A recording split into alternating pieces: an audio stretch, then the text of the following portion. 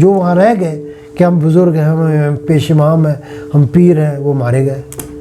جن کو مان تھا کہ ہم بنگالی تو ہمیں بڑے پیار کریں گے تو وہ مار کر. یہ نہیں پتہ جب قوم پرستی آگے آ جائے نا تو آپ نے کبھی اعتبار نہ کرنا کہ کوئی آپ کا ساتھ دے گا.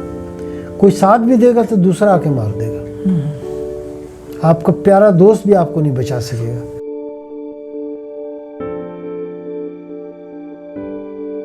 تو جب امبالہ شہر آیا تو ایک آدمی قریب آ گیا، ہمارے گاڑی کے قریب آ گیا. فوجی بھی کھڑے ہیں انڈیا والے جہاں تھا، لیکن وہ آ گیا. بولا السلام علیکم.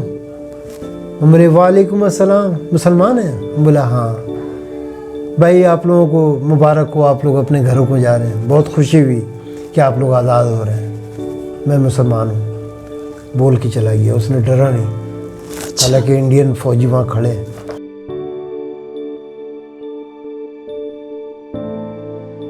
دشمن تو دشمن، ہمارے اپنوں نے بھی وفاداری نہیں کی.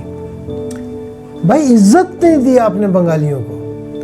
بنگالیوں کو اب کالا اور چھوٹے قد والے سمجھتے تھے،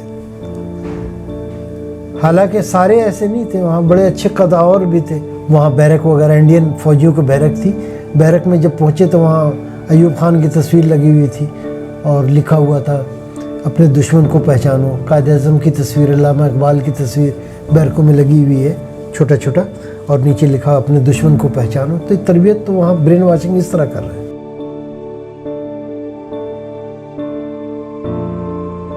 جنوا کنونشن کے تحت ہم ہتھیار ڈال چکے ہیں. تو اس بات کے سن کے ہم اتنے اپسیٹ ہوئے کہ ہمارا ایک ساتھی احمد حسین، وہ اس کے پیروں پہ اس طرح نالی تھا، ٹریگر دب گیا تو گولی چل پڑی. گھبراہٹ، کیونکہ ہم سوچ بھی نہیں سکتے تھے کہ ہمارے والدین بھی یہاں ہیں، ہمارا سب کچھ یہاں ہے اور ہم ہتھیار ڈالیں گے.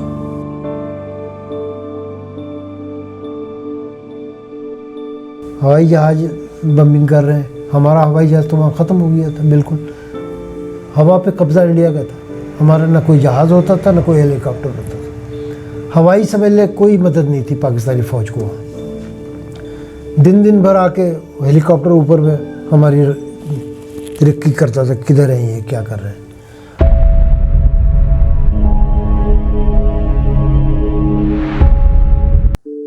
سانجھے ویلے چینل کے ناظرین کو خوش آمدید. آج آپ دیکھ رہے ہیں دوہری ہجرت داستان کا تیسرا اور آخری حصہ.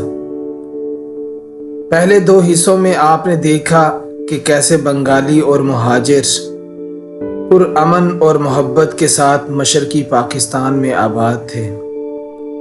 پھر نفرت کی آگ نے اس بھائی چارگی کو بھسم کر دیا. فوج نے ہتھیار ڈال دیے. پھر ان قیدی فوجیوں کو 2 سال کہاں اور کیسے رکھا گیا؟ ان کی وطن واپسی کیسے ہوئی؟ ان فوجیوں کے خاندان مشرقی پاکستان جو اب بنگلہ دیش تھا، وہاں سے مغربی پاکستان کیسے آئے؟ یہ سب آپ اس ویڈیو میں دیکھیں گے. لیکن ویڈیو شروع کرنے سے پہلے آپ سے گزارش ہے کہ اگر آپ کو ہماری یہ کہانی پسند آئے تو اس ویڈیو کو لائک کیجیے گا، شیئر کیجیے گا اور کمنٹ سیکشن میں اپنی رائے سے آگاہ کیجیے گا، اور ہمارے چینل کو سبسکرائب کرنا نہ بھولیے گا. اس نے کپتان کو پکڑ لیا. اس نے کہا اگر مجھے مار کے جانا ہے، آپ نے گولی مار کے مجھے جانا ہے، میں دشمن کا حوالے نہیں اپنے آپ کو کروں گا، آپ مجھے مار دیں. اچھا، وہ بزید ہو گیا. اس نے کہا یار international committee of the Red Cross ایک قانون ہے ملکوں کا، ہو سکتا ہے وہ آپ کو گرفتار کر لیں، آپ کا علاج کرائیں، آپ کو قید کر لیں، پھر بعد میں آپ پاکستان آ جائیں گے. آپ مرنے کی بات نہ کریں، یہ تو خودکشی ہوگی. بولے سر جو مرضی ہو، آپ نے ہمیں مار کے جانا ہے، اگر نہیں مارا تو قیامت والے دن میں آپ کو پکڑوں گا. کپتان کو بولنے لگا. اب وہ بیچارہ بہت سمجھایا، اب وقت بھی نہیں ہے، وہاں سے ہٹنا بھی ہے. تو جلدی کہا کہ گڈھا کھودو بھائی. اس کے ساتھ ہی گڈھا کھودا ہے. وہ لیٹا، جہاں سے زخمی وہ لیٹا ہوا. لو جی اس کو گڈھے میں اتارا گیا، اس کو گولی ماری، اس کو مٹی یہ کیا، اور پھر وہ لوگ وہاں سے ڈال کے وہ ایسا وہ لڑکا اسے خود مار دی. مارنا پڑا. وہ بار بار کہہ رہا کہ میں دامن گیر ہوں گا قیامت کے دن اگر آپ مجھے مار کے نہیں گئے. میں دشمن کے حوالے نہیں ہونا چاہتا ہوں. تو یہ اس کی کہانی. یہ لڑکا نبی حسین اس پوسٹ پہ تھا, اس نے مجھے بتایا کہ اسلام تو اس طرح آخری وقت میں اس کو مارنا پڑا, وہ بزید ہو گیا تھا. تو ایسے بھی واقعات ہوئے ہیں. تو بڑے بہادر لڑکے تھے. جب پھر یہ جنگ شروع ہو گئی, جب آپ کو یہ خبر ملی, آپ مختلف جگہوں پہ رہے ہیں. میرا بہنوئی بھی شہید ہو گیا. میں ٹھاکر گاؤں میں تھا تو راجشاہی میں میرا بہنوئی تھا, وہ فوج میں, وہ بھی PCF میں تھا. تو وہ شہید ہوا, خبر ملی, میں جا نہیں سکا, لیکن مجھے پتہ چلا کہ وہ شہید ہو گیا. وہ بھی فوج میں تھا, PCF میں. وہ بھی ضدی آدمی تھا. اس کو بہت لوگوں نے منع کیا کہ یار مورچے سے نہ نکلو, فائرنگ ہو رہی ہے. بولے نہیں, مجھے پیاس لگی, میں نے پانی پینا ہے. وہ نلکے کے پاس آیا, پانی پی کے جا رہا تھا, پورا برسٹ آیا, پورا چھلنی ہو گیا. بہن میری بتاتی ہے پورا چھلنی تھا. ہانڈی میں رکھ کر اس کا خون وغیرہ لائے تھے وہ لوگ, آرمی والوں نے لایا تھا, پھر اس کو دفنایا تھا. سیریل کالونی راجشاہی لے گئے تھے. وہ تو فوجی اجازت کے ساتھ ہی. تو آپ پھر مختلف جگہوں پہ ڈیوٹیاں دیتے رہے. آخری وقت میں آپ کہاں پہ تھے جب آپ کو یہ خبر ملی کہ فوج ہتھیار ڈال چکی ہے؟ جب میں ٹھاکر گاؤں, جب رنگ پور سے جب آپ کو بتایا تھا کہ ٹھاکر گاؤں آ گیا, جی, تو ٹھاکر گاؤں میں ہیڈ کوارٹر میں ہی تھا. بلکہ میجر نے میرے اور اصغر کے بارے میں کہہ دیا تھا صوبیدار میجر کو کہ ان کو کہیں نہیں بھیجنا, ان 2 لڑکے یہیں رہیں گے.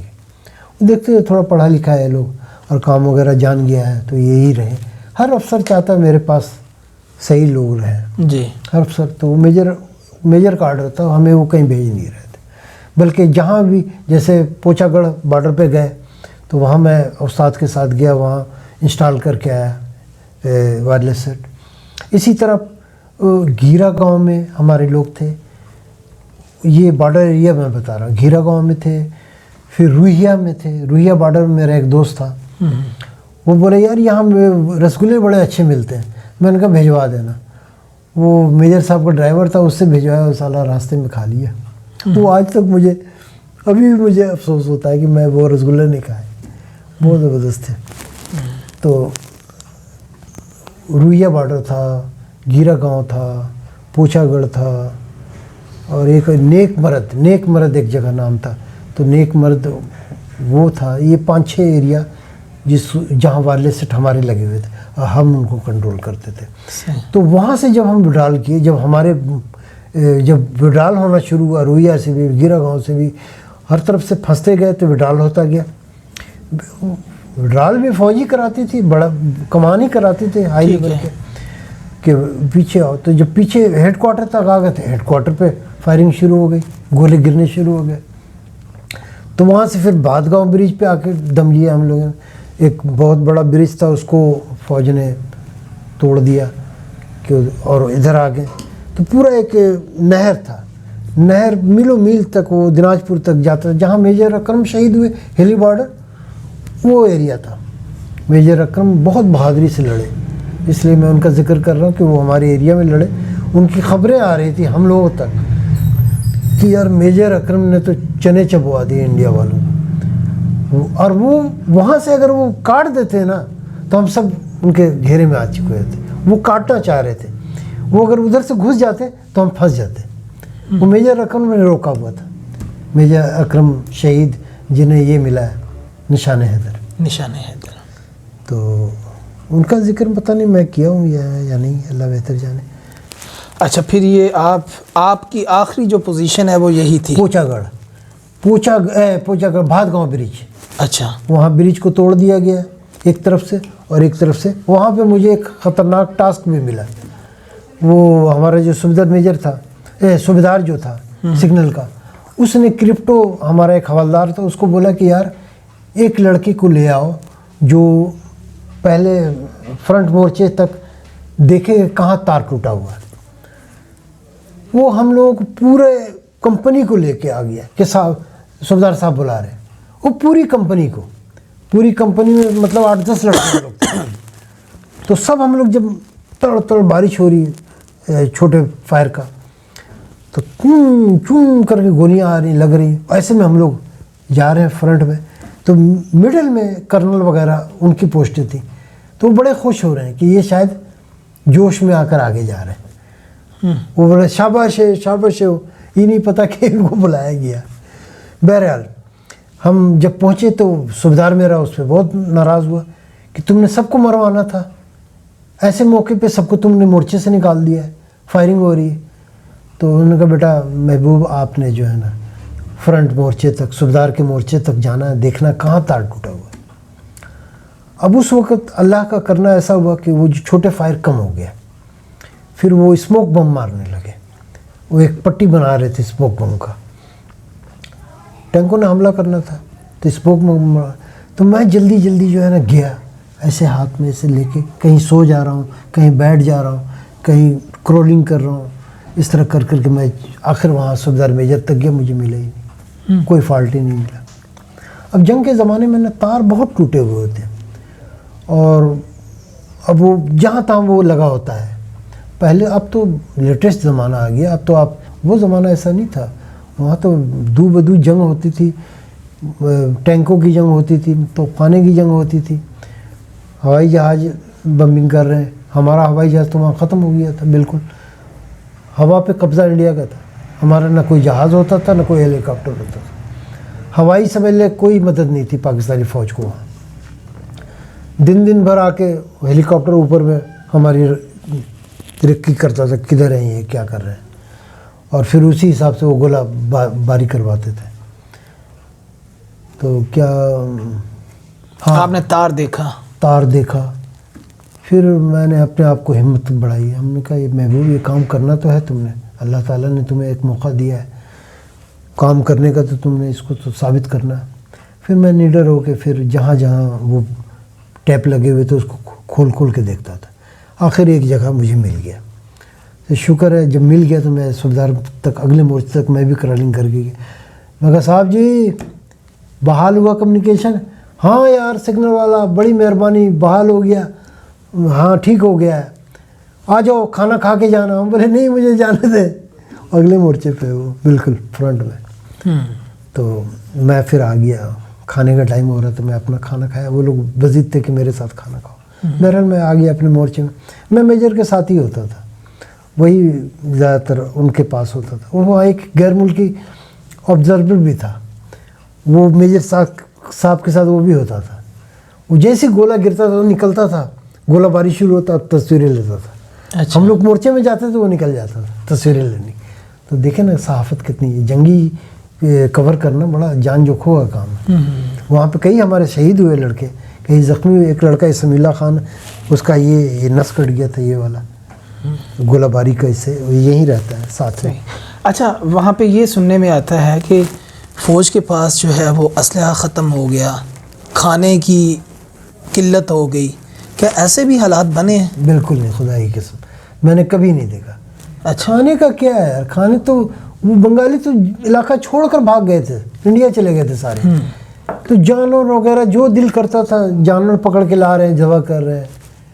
اکثر جگہ پہ یہی ہوتا تھا, بہاری لڑکے خاص کر کے. جی.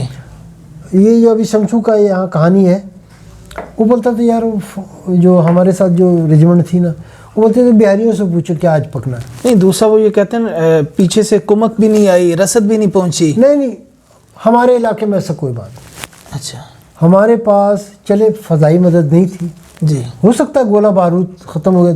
2 ٹینک بھی ہمارے علاقے میں متحرک تھا آخری وقت میں, 2 ٹینک.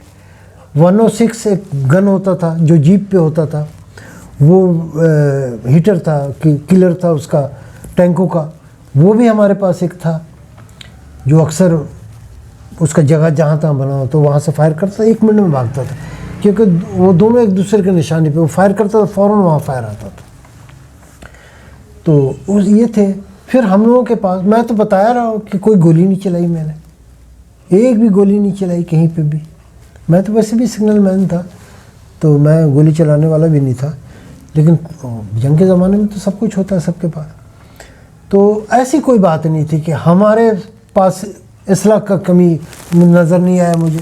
ٹھیک ہے. ہم لڑ سکتے تھے, لیکن ہم نے ہتھیار، آپ کو کسی ایسے ہمارے جتنے جوان سگنل مین والا سب کنوؤں میں پھینک کر آئے، سگنل کا سامان توڑ تاڑ کے اس کو پھینک دیے. جب وڈرال کرتے تھے تو چیزیں تباہ کرتے تھے اپنی، پھر وڈرال کرتے تھے کہ دشمن کا ہاتھ نہ لگے. لیکن ایک جگہ جب ہم نے رائفلیں جمع کروائی سید پور میں جا کے پہنچ کے، سید پور کا میں تھوڑا سا بتا دوں، جب بھات گاؤں برج آخری تھا نا، وہاں لڑائی ہوئی ہے، یہ جو میں نے واقعہ سنا ہے، رابطہ بحال کیا، تو وہاں سے جب میں مورچہ کھود رہا ہوں تو میرا میجر آ کے کہہ رہا کہ یار تھوڑا سا رک جاؤ، میں کہوں گا تو کھولنا، کیونکہ وہ افسر تھا، اس کو پتہ تھا کہ یہاں سے ہم نے پیچھے جانا ہے. تھوڑی بہرحال مورچہ ہم کھوتے ہیں، جان ہماری ہے پیاری، جنگ ہو رہا ہے تو ہم کسی کی بات کہاں کیوں ماننے، اپنا ہم کرتے تھے. تو ہم مورچہ کھودتے رہے، لیکن پتہ چلا کہ بھائی یہاں سے بھی پیچھے ہٹنا ہے. 8-10 دنوں کے بعد وہاں سے بھی پیچھے جب ہٹنے، تو آخری جگہ تھا سید پور. وہ بہاریوں کی بہت بڑی آبادی ہے، پاربتی پور کی بھی زیادہ آبادی تھی، وہاں سب نے جانا، کنٹونمنٹ بھی تھا وہاں. اس زمانے میں، جنگ کے زمانے میں، بہاریوں نے فوج کو ایروڈرم بنا کے دیا. وہاں پہ اس وقت جو فوج تھی بیگار کے طور پہ بہاریوں کو لے جاتی تھی، اور پتہ نہیں کسی وجہ سے ایک بہاری کو انہوں نے مار کے لٹکا بھی دیا تھا. شاید بات اتنی مانا ہوگا. تو کہنے کا مقصد یہ ہے کہ بہاریوں نے پہلے دن سے جو 47 سے جو وفاداری شروع کی ہے، وفا اس ملک سے آج تک کرتی آ رہی ہے. تو ہمارے لوگ اب جا کے پوچھنے لگے ہیں کہ وفاؤں کا ہم نے کون سا جرم کیا وفا کر کے، جو ہمیں شہری بھی تسلیم نہیں کر رہے ہیں، ہمارے شناختی کارڈ بلاک کیے جا رہے ہیں، ہماری زندگی کے ہر آشائش کو ختم کیا جا رہا ہے. جب شناختی کارڈ ہی نہیں ہوگا تو ہم کون سا شہری رہے؟ تو ہمارے ساتھ ایسا کیوں کیا جا رہا ہے؟ اب یہ پوچھتے ہیں لوگ. تو پھر آخری جو پڑاؤ ہے آپ کا وہ سید پور میں ہو گیا. سید پور میں ہو گیا. کبھی آپ کو کسی ایسے علاقے میں جانا ہوا جہاں پہ آپ کو نظر آیا کہ مکتی بانی جو ہے انہوں نے حملہ کر کے بہاریوں کا قتل عام کیا ہے، یا کوئی ایسا علاقہ وہ جو ہم پہ حملہ کر رہے تھے پاربتی پور پہ، جی، تو وہ کس لیے کر رہے تھے؟ نہیں وہ تو ایک پہلے ابھی کی میں بات کر رہا ہوں، جب یہ حالت جنگ میں آپ تب آپ کو کسی ایسے علاقے میں جانا ہوا جہاں جس طرح فاروق آباد میں ہماری بہاری یہاں کافی ہے نا، یہ محلہ کتنی بڑی ہے، جی جی 100-150 گھر ہے جی. اب ایک آدمی فاروق آباد میں رہ رہا ہے جی بہاری. تو ایسے ایسے جگہوں پہ بہاری، جیسے ادھر جوئی والا موڑ پہ رہ رہا ہے کوئی بہاری، فیکٹری میں کام کر رہا وہاں رہ رہا. اس طرح کے بہت سے لوگ مارے گئے جو تھوڑی آبادی میں 10 گھر ہے، 5 گھر ہے، جو مضافاتی علاقے تھے بہت، جہاں اکثریت میں بہاری تھے وہ مقابلہ کرتے رہے، وہ بچ گئے. دناج پور شہر میں صرف 2000 عورتیں بچی تھیں جب فوج پہنچی. 25,000 کی آبادی تھی، سارے مرد مر چکے. 2000 عورتوں کو غلط نظریے کے تحت رکھا ہوگا، تو وہ ایک جگہ پڑی ہوئی تھی تو ان کو بچا لیا گیا. صرف 2000 عورتیں بچی تھیں. 57 میں اسی طرح پوری آبادی ختم ہو گئی. اچھا، بنگلہ دیش جو ہے وہاں سے ایک بچے کو لے کر آئے تھے فوجی کہ بھائی یہ آپ کا بہاری وہاں بچا ہوا تھا، یہ کس کا بچہ ہے، دیکھو آپ لوگ سنبھال لو. تو وہ ہمیں پاروتی پور دے کے گئے تھے.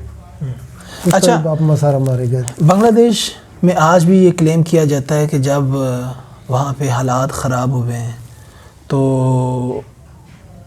وہاں پہ زبردستی بہت زیادہ ہوئی ہے، وہاں پہ ریپ بہت زیادہ دیکھیں ایک بات سن لیں، ان حالات میں ہے نا، فوج کسی بھی ملک کی ہوگی، ہم اس طرح کی بات کو ہم کہہ دیں کہ کوئی نہیں کیا ہے. میں نے خدا کی قسم میں نے کہیں نہیں دیکھا یہ بات، لیکن میں یہ بھی نہیں کہہ سکتا کہ ایسا نہ ہوا ہوگا، ہوا ہوگا. لیکن سب سے زیادہ ریپ بنگالیوں کا انڈیا میں ہوا ہے. یہ وہاں جا کے کیمپوں میں رہیں، کوئی انٹرنیشنل میڈیا کو یہ جانے نہیں دیتے تھے. انڈیا والے ان کے کنٹرول میں ہوتے تھے، یہ بھوکے مرتے تھے وہاں کیمپوں میں، عزتیں بیچتے تھے. ان کی ذلت یا عزتیں ان کی خراب ہوئی وہ انڈیا میں ہوئی ہے.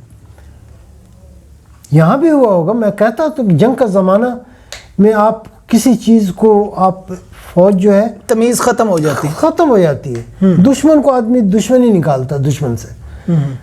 آپ یہ دیکھ رہے ہیں ابھی یوکرین کی جنگ، سری اڑا دے رہا ہے چیچن فوج جو ہے جی، وہ پکڑتی ہے تو سری اڑا دیتے ہیں. اسی طرح یوکرین والے بھی رشین کو مار رہے ہیں. وہ ہم تو جنگی قیدی بن گئے نا 90,000، اس میں آدھا سویلین ہے، آدھے فوجی ہوں گے. تو مطلب آپ یہ کہتے ہیں کہ وہاں پر اگر واقعات ہوئے بھی ہیں میری تو نظروں میں نہیں ہوئے، اتنے زیادہ نہیں ہوئے اتنے زیادہ نہیں ہوئے جتنے وہ کلیم کر رہے ہیں. جتنے کلیم کر رہے ہیں. دیکھیں کلیم تو وہ ہماری تباہی دکھا رہے ہیں، ہمیں مار رہے ہیں اور ہماری تباہی دکھا رہے ہیں. اچھا وہ ہمیں بھی اپنے بنگالیوں میں گن لیا ہے. اچھا ہاں تو یہ کس کا قصور ہے؟ یہ ہماری فوج کا قصور ہے کہ جب ہم آئے تو ہمارے ساتھ صحیح ٹریٹمنٹ نہیں ہوا. ہم آئے، ہمیں سویلین حکام کے حوالے کر دی گئے، سویلین حکام نے ہمارے کلیم نہیں جمع کیے، اور کلیم جمع بھی ہوا تو وہ ریکارڈ میں ہے یا نہیں. آج اگر انڈیا بنگلہ دیش کلیم کر رہا کہ ہمیں یہ چاہیے تو ہمارے بھی تو کلیم ہے. میں ابھی آپ کو بتایا نا کہ 15 کٹھا میری زمین ہے، وہاں تو میں چھوڑ کے آ گیا ہوں. شہری زمین تھی تو آج اس کی کیا قیمت ہوگی؟ تو وہ میرا تھا، میرے دادا نے خریدا تھا، تو وہ میرا تھا جو میں چھوڑ کے آ گیا ہوں. پاربتی پور میں جیسا بھی میرا گھر تھا میں اسے چھوڑ کر آ گیا ہوں. میرا بہنوئی شہید ہو گیا، اس کے گھر والے چھوڑ کے اپنی ساری جائیداد چھوڑ کر آ گئے. وہاں اس کے بھی 3-4 آم کے درخت تھے، ایک چھوٹا سا جھوپڑی میں 1 فٹ اونچا آم بھرا ہوتا تھا. جب آم کے دنوں میں جاتا تھا تو ناشتہ وہ لوگ دودھ اور آم سے کرواتے تھے، اتنا آم ہوتا تھا وہاں. تو ہم نے بھی بے پناہ جائیدادیں ہمارا. یہ تو میں اپنا بتا رہا ہوں جو غریب آدمی ہیں. ہم ٹیکنیشین تھے والدین، جو وہاں امیر ترین لوگ تھے انہوں نے تو بہت کچھ چھوڑا ہے، بڑی بڑی بلڈنگیں چھوڑ دی ہیں. اور انقلاب اسی کا ہے. کوئی وہاں کوئلہ بیچ رہا تھا چن کر تو یہاں آ کے لکھپتی بن گیا، اور کوئی وہاں لکھپتی تھا تو یہاں ککپتی بن گیا. تو یہ تو انقلابات ہیں. تو پھر آخری پڑاؤ آپ کا سید پور میں ہوا، اور سید پور میں صبح ہمیں فالن کر کے ہمارے ایک صاحب آئے، کوئی میجر تھا یا کپتان تھا. ان کا یار بس سمجھ لو کہ جنگ بندی ہو گئی ہے. اچھا پھر آہستہ آہستہ اچھا آپ کو ابھی تک اندازہ نہیں کہ ہم ہتھیار ڈال چکے ہیں، آپ کو جنگ بندی، ہم جنگی قیدی بن چکے ہیں. یہ ہے کہ جب وہاں جا کے جی جب مورچہ کھود رہے ہیں تو ہمارے اندر اتنا دم خم نہیں ہے کہ ہم مسلسل کام کریں. یعنی 10-15 چلا کے اور ساتھ میں سو جا رہے ہیں، دوسرا چلا جا رہا، وہ 10-15 چلا کے اتنا تھکے ہوئے ہم کہ. لیکن ہمیں بار بار یہ خیال آ رہا ہے کہ یار آج ایئر اٹیک کیوں نہیں ہو رہا انڈیا کا، اور ہم لوگ اتنے آرام سے بیٹھے ہوئے، کوئی ایئر اٹیک نہیں. یہ میرے ذہن میں خیال آ رہا، ایئر اٹیک نہیں ہو رہا. دوسرے دن ہمیں پتہ چلا کہ ہم تو فال کر گئے. تو وہاں کرفیو لگا ہوا تھا. شام کے ٹائم میں نکلا تو ریلوے اسٹیشن گیا. میں کیا بھائی لائٹیں جلا دو، جنگ ختم ہو گیا ہے، لائٹیں جلا دو، جنگ بندی ہو گئی ہے. تو وہ جلائے نا، ان کو حکم تھا، سویلین تھے بیچارے. تو میرے پاس گن تھا تو میں گن کے زور پہ ہم بولے یار آن کر دو شہر کی لائٹیں، اندھیرا کیا ہوا، جنگ ہی نہیں ہو رہی ہے، جنگ ختم ہو گئی ہے، اب جو کچھ ہونا تھا ہو گیا. تو لائٹ آن کروایا پورے شہر کا. تو اس کے بعد پھر وہاں 1-2 ساتھی مل گئے. انہوں نے کہا یار سویلین ڈریس دے رہے ہیں تو ادھر سول ڈریس پہن کے تو ہمارے گھر آ جائے. والدین وغیرہ وہیں تھے لیکن وہ پتہ نہیں، وہ پاربتی پور سے مائگریٹ کر کے سید پور پہنچے تھے. تو وہ کہاں تھے، کہاں ٹھہرے ہوئے تھے مجھے نہیں پتہ تھا. میں ڈھونڈنے کے لیے نکلا تھا. تو پھر شام جب ہو گیا، اندھیرا ہو گیا، تو میں کہ یار واپس چلتے ہیں، مشکل ہے. تو دوستوں کو میں نے یہی کہا کہ جتنا ہم وہاں محفوظ ہیں نا، وہاں ہم سول ہو کے محفوظ نہیں رہے.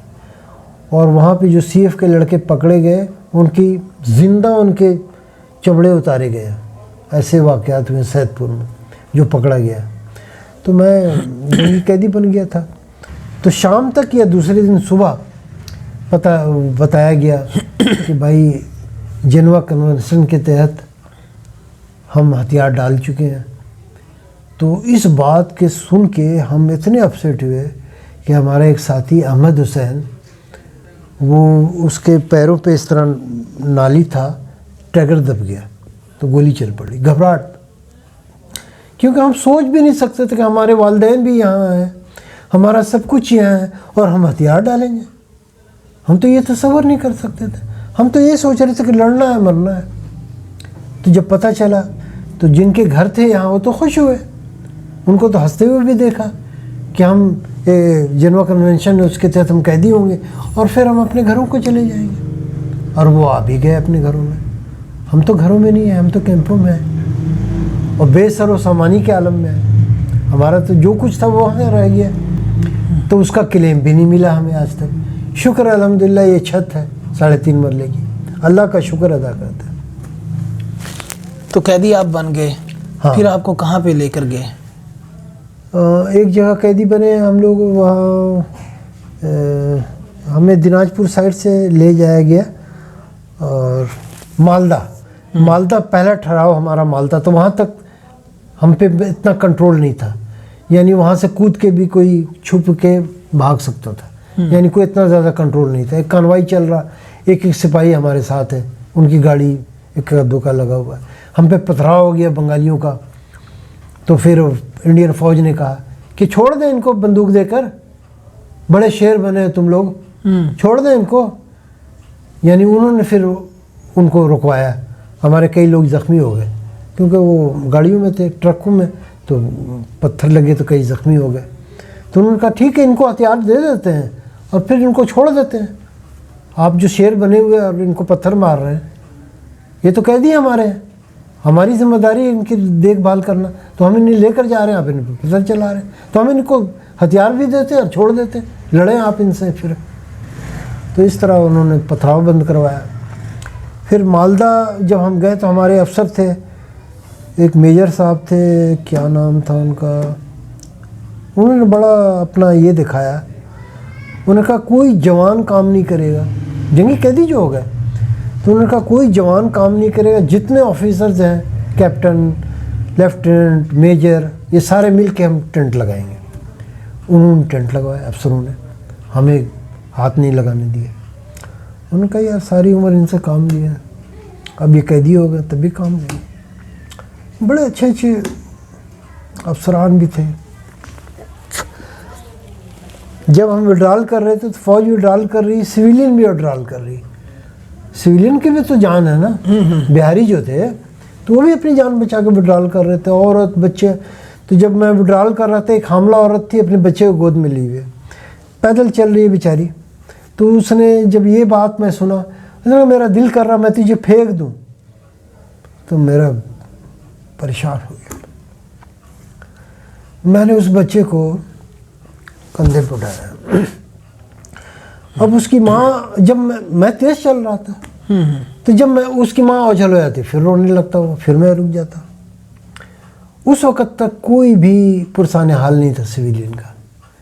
پھر میں نے دیکھا کہ سب سے پہلے ایک آرمورر تھا 34 پنجاب کا، وہ جو ہے اپنی گاڑی پہ سویلین کو بٹھانا شروع کیا، عورتوں کو. تو جب وہ بٹھانا شروع کیا تو میں اس عورت کو کہا کہ اب آپ کو گاڑی کوئی نہ کوئی مل جائے گی، آپ پریشان نہ ہو، آپ اس بات، یہ ایسی بات جو کی تھی آئندہ نہ کرنا، بچہ آپ کا ہے، آپ مشکل میں، سب مشکل میں، تو آپ آرام سے چلیں، کوئی نہ گاڑی اٹھا لے گا آپ کو. کافی 1-1.5 میل تک اس کے بچے کو لے کر میں کندھے پہ چلا. اس کے بعد پھر وہی وہ مالدہ لے گئے. مالدہ سے پھر رام گڑھ پہنچے. رام گڑھ میں تو شاید رات کا وقت تھا، 3 بجے صبح کا وقت تھا یا کیا تھا. تو رام گڑھ میں وہ اس طرح کی آواز آ رہی، نیچے سر، نیچے سر، اور بیٹی، اس طرح کے لفظ استعمال ہو رہا. تو میں سمجھ گیا کہ یہ بہاری ہے کوئی. تو جب صبح ہوا تو دیکھیں بہار ریجمنٹ کا تھا صوبیدار. تو وہ گالی دے رہا سبوں کو، سر نیچے رکھو، قیدی جو ہے سر اٹھانے نہ دے. وہ بہرحال پہلا دن تھا. پھر وہ بھوک بھی لگی ہوئی تھی سبوں کو. بہرحال وہ میرا استاد جو تھا سگنل کا، وہ بڑا ہوشیار تھا، اس نے لنگر کا چارج لے لیا تھا. ہم لوگ کہیں یار ہم لنگر کا کام کبھی نہیں کیا، تم لنگر، بولا محبوب قیدی ہو رہے ہیں ہم لوگ، تو ہم جو ہے نا یہ اچھا کر رہے ہیں، تم لوگوں نے کام نہیں کرنا، کام کسی سے ہم نے لینا، کھانے کو تو ہمیں آسانی رہے گی، کھانا پینا تو ہمیں آسانی سے میسر آئے گا. جہلم کا تھا گوندل، عجائب گوندل نام تھا اس کا. اگر وہ سنے گا تو اللہ تعالیٰ اگر اس کو زندہ سلامت رکھا تو اس کو پتہ ہونا چاہیے کہ میں شیخوپورم ہوں. میں ملنا چاہتا ہوں اس سے، اللہ کرے کہ کبھی ملاقات ہو. اچھا عجائب گوندل حوالدار تھا. اچھا وہ بھی اس کو بھی لے گئے تھے انڈیا والے پکڑ کے. اچھا اس کو 3-4 دنوں تک اس کو سیل میں بند رکھا تھا. اچھا تو جب آیا تھا تو روتا تھا. ہم بولے استاد تم روتے کیوں، کیا ہوا؟ تو وہ آخر میں بہت کہنے پہ مجھے اتنا بتایا کہ محبوب نہ جانے کتنے لوگ بک گئے ہوں گے. وہ کبھی شراب کی آفر کرتے ہیں، کبھی عورت کی آفر کرتے ہیں، کبھی کچھ کرتے ہیں. کتنے لوگ بکے ہوں گے ہمارے، کتنے لوگ انویسٹیگیشن پہ گئے ہیں. تو یہی ہوا. تو یہاں جو اس طرح کے لوگ آتے تھے نا تو ہم ہی جیسے لوگ بتاتے تھے کہ بھائی ہمارا استاد عجائب گوندل بھی انڈیا والے لے گئے تھے اٹھا کے، ان کو بھی 5-6 دن رکھا تھا. تو ایسے لوگوں کی یہاں 6 ماہ انویسٹیگیشن ہوتی رہی، انکوائری چلتی تھی. انکوائری چلتی تھی یہاں مانسر کیمپ میں. ٹھیک ہے. تو یہ بڑی مشکل سے یہ کلیئر ہوتے تھے. ایک میرا سگنل کا لڑکا تھا، وہ بھی گیا ہوا تھا، اختر نام تھا اس کا، اس کو بھی لے گئے تھے. اس کو بھی بہت دنوں تک یہاں پہ انکوائری ہوتی رہی.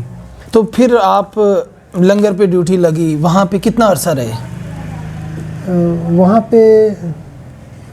ہم لوگوں کو بڑا کام بھی کرنا پڑا. یعنی خود ہی ہم لوگوں کو باتھ رومز وغیرہ بنانے پڑے عارضی، گڈھا کھود کر. اور پھر مشکل دور تھا وہ کیمپ میں بھی، وہاں بھی. پھر وہاں میرا خیال ہے کتنا دن رہا ہوں مجھے یاد نہیں ہے اچھی طرح. لیکن وہاں سے پھر مجھے میرٹھ لے جائے گی. اچھا 4-5 ماہ رہا ہوگا وہاں جلدی وہاں سے. اور 91 کیمپ تھا وہ. ٹھیک ہے. کیمپ نمبر 91 تھا. کس جگہ پہ آپ چلے گئے؟ رام گڑھ سے میں 91 نمبر کیمپ تھا. وہاں سے میرٹھ چلے گئے انڈیا میں. انڈیا میں وہ لے گئے، انڈیا والے ہمیں لے گئے. ٹھیک ہے. آگے لے گئے میرٹھ. تو میرٹھ جاتے وقت یو پی میں ہے ہی دلی کے قریب. ہاں قریب میں ہے. تو وہاں ہم گئے میرٹھ میں. تو میرٹھ جاتے وقت ہمیں جو ہے نا گاڑیوں پہ لے جایا جا رہا تھا. تو کھڑکی وغیرہ بند تھا. تو دیکھیں نا جوان لڑکے کب باز آتے ہیں، چاہے قید ہو جائے چاہے زندگی موت کا مسئلہ ہو، باز نہیں آتے. انہوں نے پتریاں توڑ دیں. خود میں جو ہے نا وہ کین لے کر اور غسل خانے میں بیٹھ گیا اور 2 پتری اتار کے تو پورا منظر دیکھ رہا ہوں کہاں سے گزر رہا ہوں. اب جو آدمی ہمیں دیکھ رہا ہے وہ بڑا اس طرح کر رہا ہے. تو جو گیٹ پہ کھڑا ہے وہ سوچ رہا ہے کیا ہو رہا ہے جو اس طرح ہو رہا ہے. جو یہ لوگ چونک جا رہے ہیں گاڑی کو دیکھ کر. تو ان کو ہم نظر آ رہے تھے اور ہم لوگ موج کر رہے تھے بیٹھ کے. وہاں سے بندہ آپ وہ علاقہ آرمی کے یونیفارم میں تھے؟ ہاں وہی جو ہم لوگ کا وردی تھی پاکستانی. ان کو پتہ ہوتا تھا وہاں کے شہریوں کو کہ یہ پاکستانی اب آ رہے ہیں پاکستانی جی. تو وہ آپ کو دیکھ کے چونک رہے. ایک جگہ میں ہم پہ پتھراؤ بھی ہوا تھا. وہ پتہ نہیں کون سی جگہ تھا، وہاں ہم رکے ہوئے تھے. اس وقت بھی اس قدر سختی نہیں تھی، حتیٰ کہ وہ گارڈ کھڑا ہے دروازے پہ تو ہم بھی کھڑے ہیں. اور بار بار ذہن میں آ رہا ہے کہ یار کیا کریں، یہ علاقہ تو وہی علاقہ ہے آسنسول بڑکا خانہ جو ہمارے آباء اجداد بھی یہ باتیں کرتے تھے، یہ تو وہ علاقے ہیں. تو اگر ہم کسی طرح یہاں سے کود جائیں اور نکل جائیں موقع پا کر تو شاید ہم گھل مل جائیں کسی طرح اور پہنچ جائیں اپنے رشتہ داروں تک. کیونکہ میری پھوپھو ایک وہاں 47 سے وہ نہیں آئی تھی، شادی شدہ تھی. اچھا. وہ نہیں آئی تھی. اچھا. وہ آسنسول کولٹی آسنسول یہ سب نام ہمارے جانے پہچانے، ہمارے آباء اجداد یہ باتیں کرتے تھے. بڑکا خانہ ایک وہاں بہت بڑا ریلوے کا ورک شاپ تھا، وہ بھی نظر آیا تھا ہمیں. اچھا. تو ہم نے احمد ایک ساتھی کو بتایا. ہم بولے احمد یہ وہ جگہ ہے یار جہاں ہمارے والدین کام کرتے رہے، یہ سنا ہے نا بڑکا خانہ، یہ وہ جگہ ہے نا. تو ہم بڑکا گاڑی رکی ہوئی تھی تو ہم ایسا ایسا پڑھے نا بڑکا.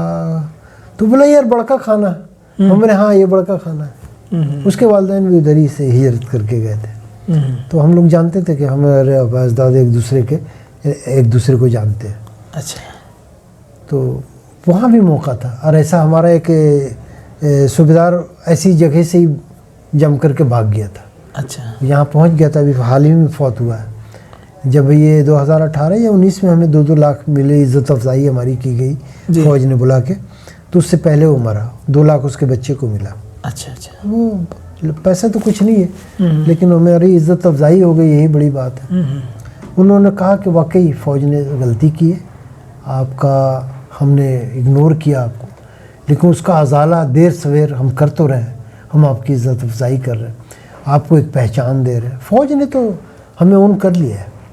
اللہ کرے کہ پاکستانی قانون اور پاکستان کے وہاں سے پھر میرٹھ پہنچے. اچھا. راستے میں دیکھتے ہوئے کہ یہ سارے علاقے ہمارے آباء اجداد کے ہیں, یہاں وہ لوگ کام کرتے رہے. تو پھر وہاں پتہ لگا کہ دلی بھی یہاں سے نزدیک ہے. اچھا. تو جب وہاں ایک جگہ اتارا گیا, وہ بڑکئی خانہ کے قریب اتارا گیا. ٹھیک. ہمیں ایک سائڈ لائن میں ایک طرف اتارا, وہاں سے ہمیں ٹرکوں میں بھر کے ہمیں میرٹھ لے جایا گیا. ٹھیک ہے. تو میرٹھ میں تھوڑا اچھا ماحول تھا. وہاں بیرک وغیرہ انڈین فوجیوں کی بیرک تھی. بیرک میں جب پہنچے تو وہاں ایوب خان کی تصویر لگی ہوئی تھی اور لکھا ہوا تھا اپنے دشمن کو پہچانو. قائد اعظم کی تصویر, علامہ اقبال کی تصویر بیرکوں میں لگی ہوئی ہے چھوٹا چھوٹا, اور نیچے لکھا اپنے دشمن کو پہچانو. تو تربیت تو وہاں برین واچنگ اس طرح کر رہے ہیں. ہمارے یہاں کیا ہے, کچھ نہیں. وہ تو اپنی فوجیوں کی اس طرح برین واچنگ کر رہے ہیں. ٹھیک ہے. تو وہاں تو دشمنی صحیح نبھا رہے ہیں, وہ کوئی مانے یا نہ مانے دشمنی وہ 47 سے نبھا رہے ہیں. بنگلہ دیش ویسے نہیں بن گیا. ہماری کوتاہیاں ہیں.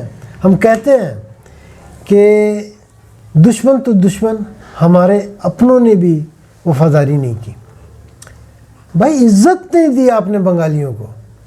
بنگالیوں کو اب کالا اور چھوٹے قد والے سمجھتے تھے, حالانکہ سارے ایسے نہیں تھے. وہاں بڑے اچھے قد اور بھی تھے. ہمارا پرنسپل اپنے حمید الدین بھیا کو, حمید الدین بھوئیاں, بھوئیاں ہم لوگ ہندی میں زمین کو بھی بولتے ہیں, بھوئیاں میں بیٹھ جا. تو وہ بھوئیاں ایک کاسٹ ہے وہاں. تو وہ حمید الدین بھوئیاں, اللہ تعالیٰ اسے خوش رکھے جہاں بھی تھا, بہت اچھا میرے ساتھ, اس کو میں ہمیشہ یاد رکھتا ہوں. اسی طرح 1-2 ٹیچر تھے ہمارے, نوشیر عالم جی, وہ مجھے ایک چھٹیوں میں مجھے اس میں لے گیا تھا, کیا کہتے ہیں, تبلیغی جماعت میں. وہ تبلیغی جماعت کا تھا. کہتا ہے محبوب آپ نے میرے ساتھ ایک دفعہ تبلیغ میں چلنا ہے, آپ چھٹی میں گھر نہ جائیں, گھر والوں کو بتا دیں کہ میں ادھر جا رہا ہوں. تو وہ مجھے لے گیا. تو اس کی وجہ سے مجھے اتنا پتہ چل گیا کہ پہلے کبھی نہیں ایسے علاقے نہیں دیکھے تھے کہ گھر سے گھر جانے کے لیے کشتی کا استعمال ہوتا تھا. ڈور ٹو ڈور جانے کے لیے کشتی کا استعمال ہوتا تھا. ندی نالوں کی سرزمین اس وقت مجھے پتہ چلا تھا کہ جب پتہ چلا آج جمعہ ہے تو مسجد کے گرد جو ہے پتہ لگا کہ تبلیغی جماعت والے آئے ہیں. تو وہاں کا چودھری وہ کہلاتا تھا جس کے پاس کشتیاں زیادہ ہوں. تو تبلیغی جماعت گئی تو وہاں لوگوں نے مسجد کے چاروں طرف پانی ہے, تو کیا نام ہے, کشتی وہ لوگ لے کر آ گئے کہ بھائی یہ جب تک آپ لوگ ہیں یہ کشتیاں آپ کے حوالے. 8-10 کشتیاں وہ دے گئے. اچھا. تو دوسرے دن جمعہ تھا. یہ بھی بڑا مزیدار بات ہے جی کہ جب ڈھاکہ سے ہم ایک جگہ اترے نا, جی, تو جب کشتی میں اسٹیمر پہ بیٹھے, اسٹیمر پہ, جی, تو نماز کا ٹائم ہو گیا. تو میں کنارے میں چھت پہ نماز پڑھنا تھا. تو وہ ایسے ڈھلان تھا, تو میں جو ہے نا ایسے کر کے ہاتھ باندھا ہوں کہ کہیں گر نہ جاؤں. تو وہ اسٹیمر یہ اور کہ اسٹیمر سے دیکھ رہا ہوں کہ زیادہ سے زیادہ 10 سال کا لڑکا کشتی پہ چلا رہا, جب وہ لہر اٹھ رہا تو اس سے چھپ جا رہا, کشتی نیچے جا رہا تو وہ اجلا جا رہا, پھر ایسے جب ہو رہا تو اٹھ جا رہا. تو ان کی زندگی میں بتا رہا ہوں آپ کو کہ وہ چھوٹا سا بچہ لہروں میں کشتی چلا رہا. وہ علاقہ میں نہیں دیکھا تھا. میں ایسا علاقے میں تھا جو تھوڑا سا خشک علاقہ تھا, پنجاب کی طرح ملتا جلتا, شیخوپورہ کی طرح. ایسے علاقے وہاں بھی تھا ندی نالے بہت, لیکن وہ جگہ مجھے جا کر پتہ چلا کہ ندی نالوں کی سرزمین اس لیے کہتے ہیں کہ مسجد میں بھی جانے کے لیے لوگ کشتی سے آتے ہیں اور ایک دوسرے گھر جانے کے لیے بھی کشتی سے جاتے ہیں. کشتی ان کا آنے جانے کا اور رابطے کا جگہ چیز ہے. بالکل صحیح. تو سب سے پہلے میں نے اپنے استاد کو کہا, نوشیر صاحب کو, نوشیر عالم کو, کہ سر میں یہاں آ گیا ہوں ایسی جگہ جہاں کشتی چلانا مجھے نہیں آتا اور یہاں مجھے آپ لوگ پتہ نہیں کب تک رہیں گے. تو ان کا کہ کل 2 گھنٹہ آپ کو ٹائم ملے گا, ایک آدمی یہاں کا لوکل ہوگا, آپ کو کشتی سکھائے گا. تو میں 2 گھنٹہ وہاں کشتی چلانا سیکھا, تو وہاں کشتی چلانی مجھے آ گئی. صحیح صحیح. تو وہاں وہ علاقہ دیکھ کر مجھے پتہ چلا کہ یار اس لیے مشرقی پاکستان کو دریاؤں کی, ندی نالوں کی سرزمین اس لیے کہتے ہیں. بھائی سمندر میں دکان ہے. وہ ایک واقعہ ایسا تھا کہ وہ جب ہم سمندر میں اتر گئے تو وہ کہے کہ بھائی ماچس لینا تھا. بولے وہ دکان جا اچھا ہے, وہ دکان جا رہا ہے. تو بھائی دکان بھی رک گیا, کشتی بھی آگے بڑھی, دونوں قریب ہو گئے. اس میں دال چاول آٹا چینی ماچس ہر چیز تھا. اچھا, وہ فلوٹنگ شاپ. Floating shop. تو ایسا بھی علاقہ دیکھا ہوں. ٹھیک ہے ٹھیک ہے. وہ بھی نوشیر عالم صاحب کا, ہمارے پروفیسر صاحب کا شکریہ, جو ان کے وجہ سے میں ادھر چلا گیا تبلیغ کے بہانے. صحیح ہے. اور اس وقت تک تو میں سارے علاقہ بھی نہیں جانتا تھا. میں نے کہا نا کہ ایک دفعہ اسٹوڈنٹ لائف میں ڈھاکہ گیا. میں تو میمن سنگھ بھی راستے میں گزرتے ہوئے دیکھا ہوں.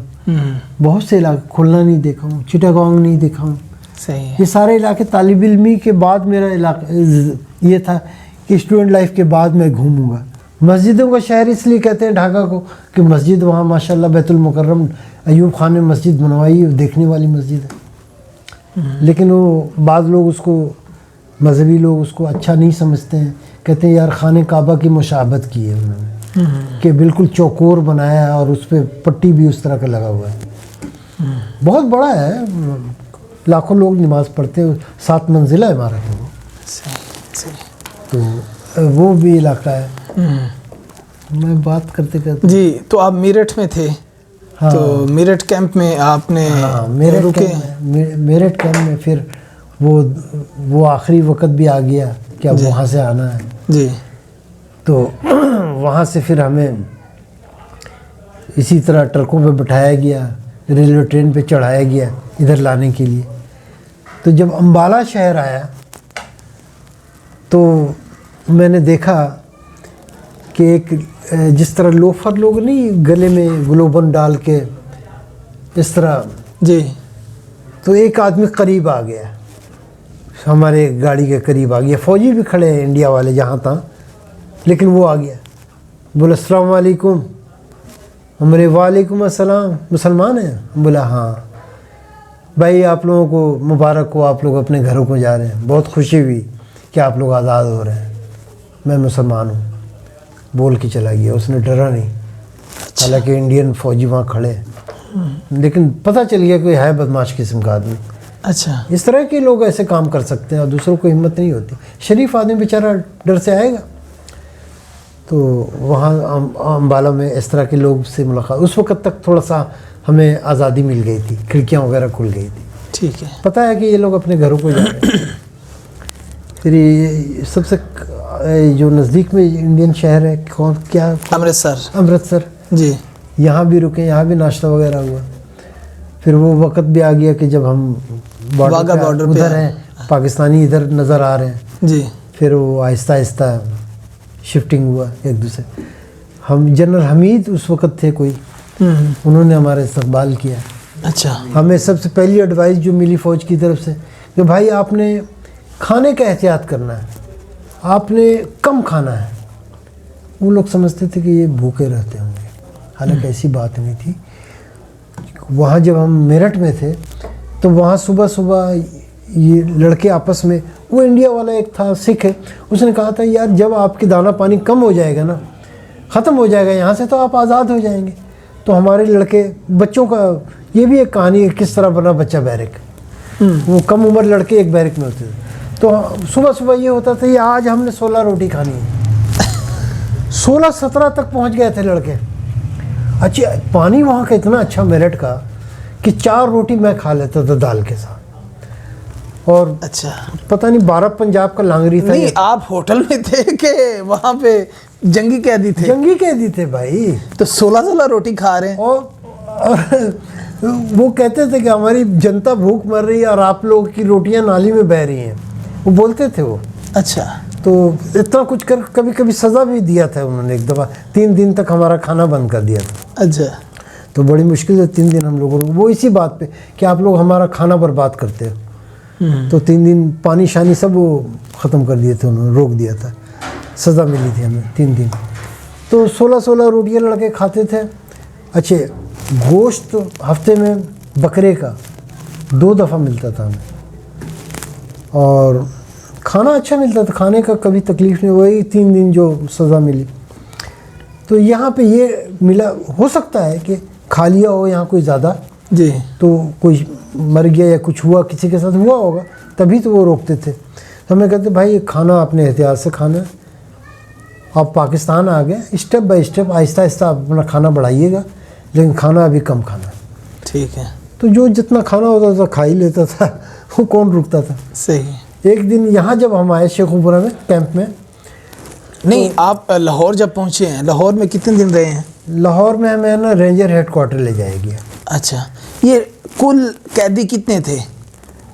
کل قیدی تو 91,000 کہتے ہیں نا، جی لیکن اس میں 27,000 EPCF کے لوگ تھے۔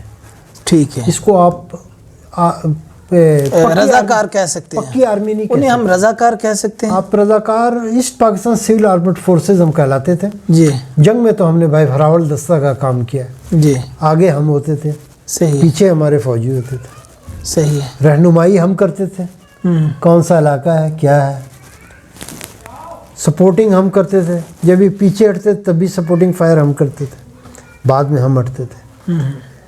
لیکن یہ ہے کہ بعض جگہوں پہ فوج نے جو عزت دی ہمیں اس زمانے میں وہ بھی قابل یادگار ہے۔ 8 بلوچ ہماری 9 ونگ میں تھی، ٹھاکر گاؤں میں جب میں تھا، 8 بلوچ والوں کے افسروں کا حکم تھا کہ جب یہ بچے EPCF والے آئیں ان کو لائن میں نہیں کھڑی کرنا ہے، سب سے پہلے انہیں روٹی دینا ہے، جو مانگتے ہیں جتنا مانگتے ہیں ان کو دینا، حکم تھا ان کا۔ تو بعض جگہوں میں بڑی عزت کی۔ یہ ابھی شمس الحق کی کہانی ہے، وہ کہتا تھا کہ فوجی ہمیں کہتے تھے یار بہاریوں سے پوچھیں انہوں نے کیا کھانا ہے، جو وہ بولتے ہیں وہ پکے گا۔ تو مرضی ان کی ہوتی تھی، یہ گائے پکڑ کر لاتے تھے، گائے ذبح کرتے تھے، آج جی گوشت کھانا ہے، صرف آج روٹی نہیں کھانی، صرف گوشت ہی کھانی ہے، تو اس طرح اپنی مرضی چلاتے تھے۔ تو بعض جگہوں میں فوج نے بڑی عزت بھی دی ہمیں، جانتے تھے کہ وہ یار یہ لوگ وہ ہیں جو ہماری رہنمائی کر رہے ہیں، صحیح تو بعض جگہوں میں بڑی عزت بھی دی فوج نے۔ صحیح۔ رینجر میں ہمیں ایک ماہ وہاں ہمیں ایک جنا ٹوپی دی گئی، شلوار قمیض دی گئی جو ہمارے جسم سے باہر ہو جاتا تھا، یعنی ناپ کا تو تھا نہیں، لیکن بہرحال پہلا کپڑا تن پہ یہاں وہی ملا ہمیں۔ ہم جو اپنے کپڑے سے آئے تھے اس پہ کراس لگا ہوا تھا، وہ اتارنا پڑا۔ جنگی کے POW لکھا ہوتا تھا اور کراس لگا ہوتا تھا، وہ پتہ نہیں انڈیا والے ادھر ہی اتروا لیے تھے یا کیا، ہم کو اتنا یاد نہیں ہے، اچھا دوسرا وردی دے کے بھیجے تھے یا یہاں آ کر اتارے تھے، یہ مجھے اچھی طرح یاد نہیں۔ صحیح ہے۔ تو لیکن جب تک وہاں رہے تو کراس لگا ہوتا تاکہ یہ بھاگیں بھی تو پہچانے جانے کہ یہ جنگی قیدی ہیں۔ صحیح۔ پھر وہ سب کا تصویر بھی بنا ہوا تھا، POW نمبر لکھا ہوا تھا، سینے پہ لے کے تصویر کھنچواتے تھے، سلیٹ میں نمبر لکھا ہوتا تھا۔ تو جب یہاں آئے تو وہی استقبال بھی اچھا ہوا، کھانا پانی بھی، ناشتہ بھی ہوا۔ پھر رینجر ہیڈ کوارٹر آ گئے، رینجر ہیڈ کوارٹر میں تقریباً 1 ماہ رہے۔ اس وقت تک یہ لوگ فیصلہ نہیں کر پا رہے تھے کیا کرنا ہے ان کا۔ پھر آخر انہوں نے ہمیں سول حکام کے حوالہ کر دیا، کیبنٹ ڈویژن کے حوالے کیا گیا۔ کیبنٹ ڈویژن میں اس وقت یہ لوگ آتے تھے، یہ ویلفیئر آفیسر، یہاں بھی ہوگا ویلفیئر کا دفتر، جی جی ہے، ٹھیک ہے۔ یہ تقریباً 9 ماہ اس طرح کیمپوں میں رہے۔ تو یہاں لوکل لوگوں نے شیخو پورہ کے انہوں نے بڑا اچھا رسپانس دیا، خاص کر کے جماعت اسلامی اس وقت تھی، نذیر احمد ورک صاحب جی اس وقت ہوتے تھے، جی انہوں نے ہماری بڑی خدمت کی۔ یہ ہمیں کیمپوں میں پہنچاتے تھے، جس کے پاس چولہا نہیں ہوتا تھا چولہا پہنچاتے تھے، جس کے پاس سردیوں کے دن تھے، اب جیسے 2 نومبر 1973 کو میں پہنچا تھا، سردی کے دن تھے، تو اسی طرح کمبل رضائی وغیرہ یہ مطلب انہوں نے بڑی ہیلپ کی۔ آپ کو یہ اس سارے پروسیس میں 2 سال لگ گئے؟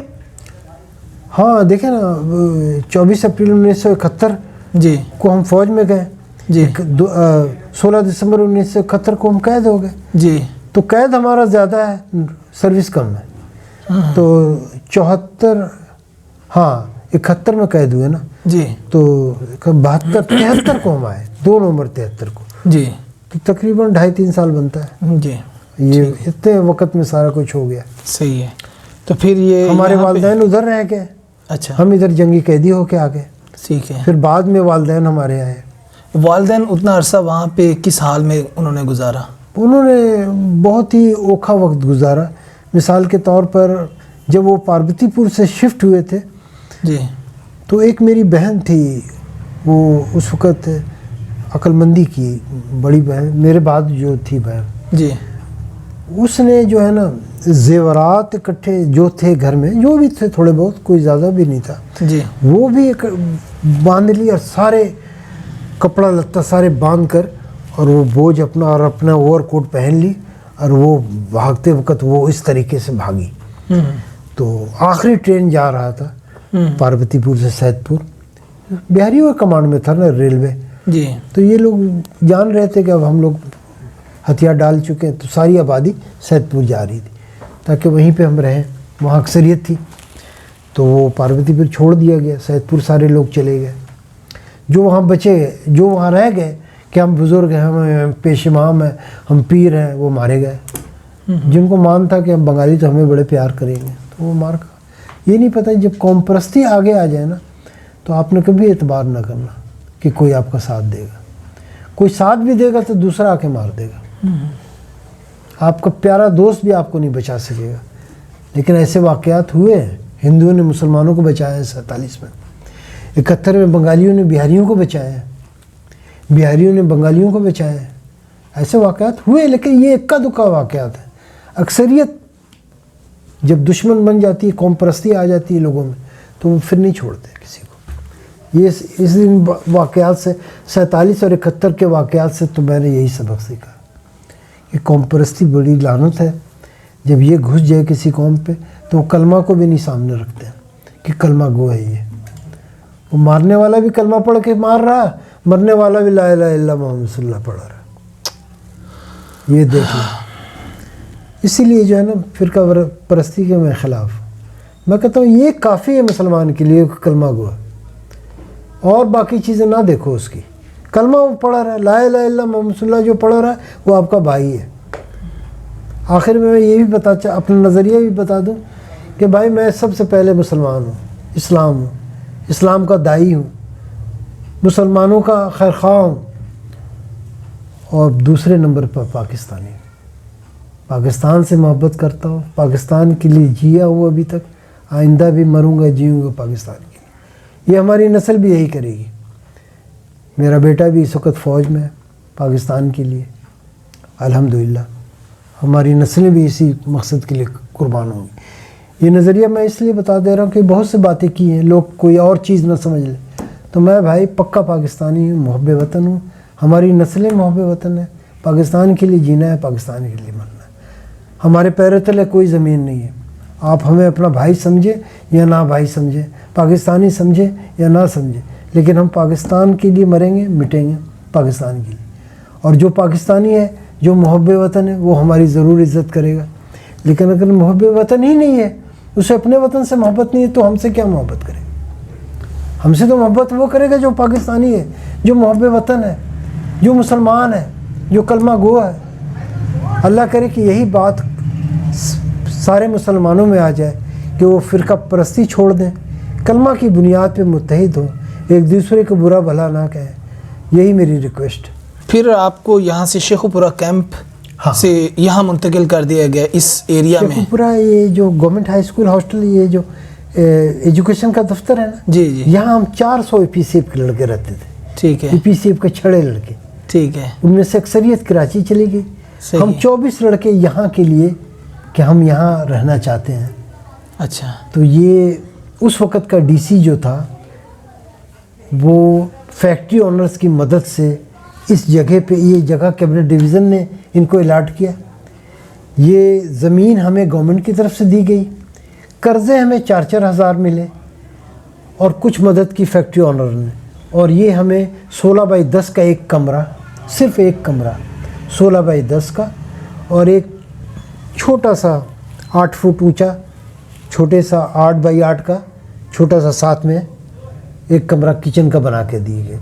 कुछ दिनों में मुझे भी पता चल गया कि जो माहौल शेखोपुरे का है वो हरा भरा माहौल है और हरे भरे इलाके से हम आए हैं, तो जो जितना सूट हमें ये करता है, फिर यहाँ चावल की पैदावार पाकिस्तान में नंबर 1 शेखोपुरा में।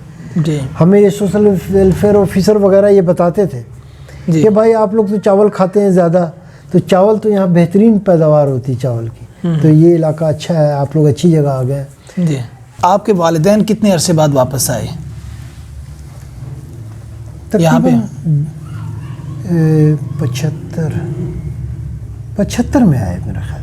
1975 में। वहाँ से फिर ग्रुप आते थे? नहीं, अब जैसे दादी आई मेरी अटैच हो गई। जी जी। इसके बाद वालिदैन के लिए मैंने बड़ा कोशिश किया। तो आपका आपस में कोई ख़त के ज़रिए रब्ता था? के ज़रिए रब्ता था, ख़त के ज़रिए।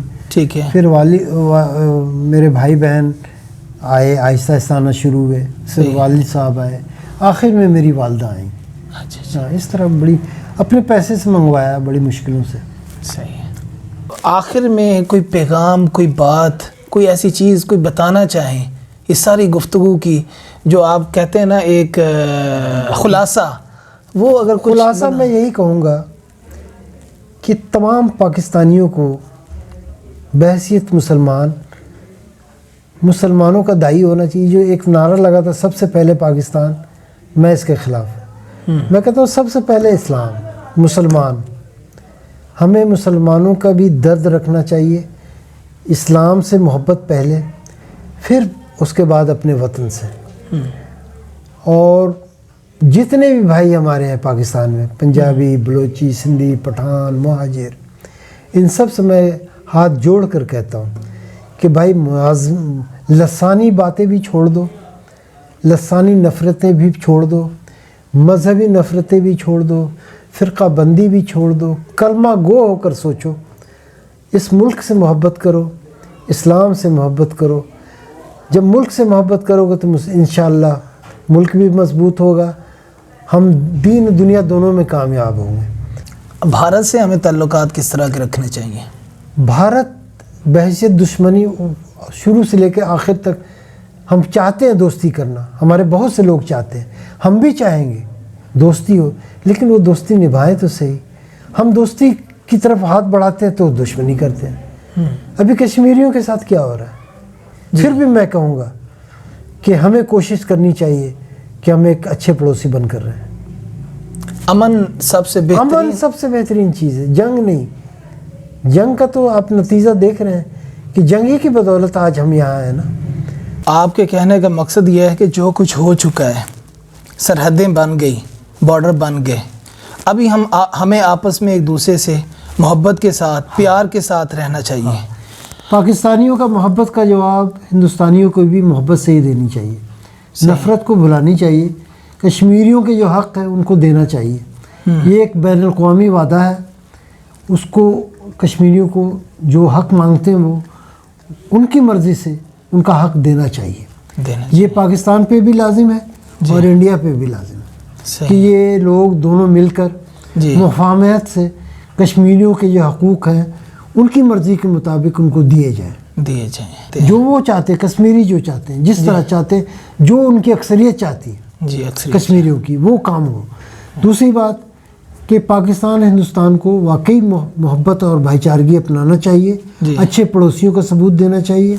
इंडिया के भी आवाम को फ़ायदा होगा, पाकिस्तानी आवाम को भी फ़ायदा होगा। हमारी तजारत खुलेगी, हमारा आना जाना बढ़ेगा, दूसरों पे जो हम इन्हिसार करते हैं वो कम हो जाएगा। और लेकिन नफ़रत से तो नहीं होगा, मोहब्बत का जवाब मोहब्बत से ही देना होगा जी, फिर ये काम आगे बढ़ेगा।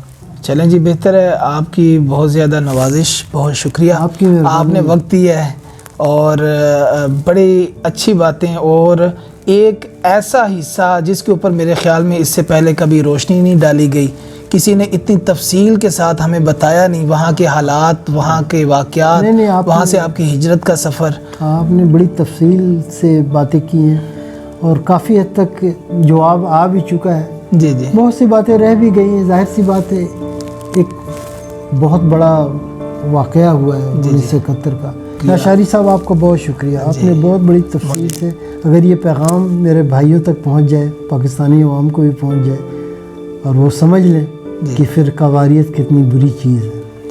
بہت شکریہ جی، نوازش جی، السلام علیکم. Thank you.